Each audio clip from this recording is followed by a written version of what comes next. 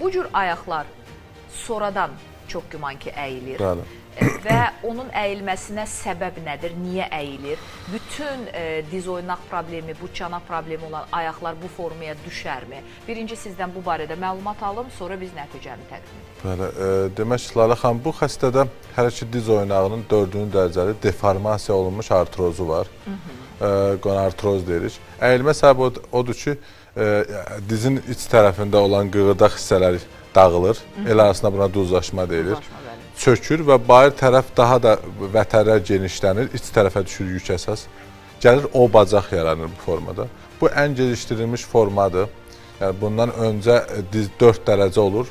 Bu ən ağır formadır. Bu xəstələrdə həm deformasiya, əyrilik yaranır, həm də kəskin, dözülməz ağrılar baş verir artıq.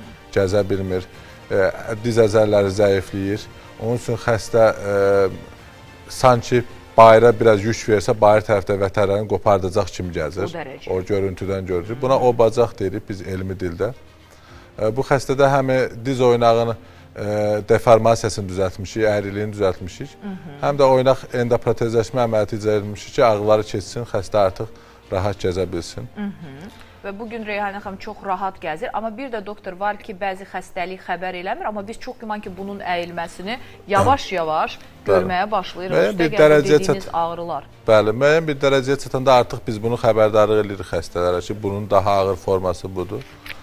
Bəziləri qorxudan, bəziləri əməliyyatdan vasitəsi, axırda sonuncu mərhələ budur. Amma məcbur qalınır sonda buna, çünki ağrılar dözülməz olur. Bəli, öncə biraz narahat olurlar əməliyyatda, amma bu durumda artıq əməliyyatsız keçinə bilmirlər, onun üçün məcbur əməliyyat. Amma bundan öncəki durumda əməliyyat olunsa xəstə daha tez aktivləşər, daha rahat olar, cərrahi tərəfi də daha rahat Həkim olar. üçün də rahat olar, pasient üçün də rahat olar. Sadəcə bəzi səbəblərdən gəlir bu vəziyyətə çatır.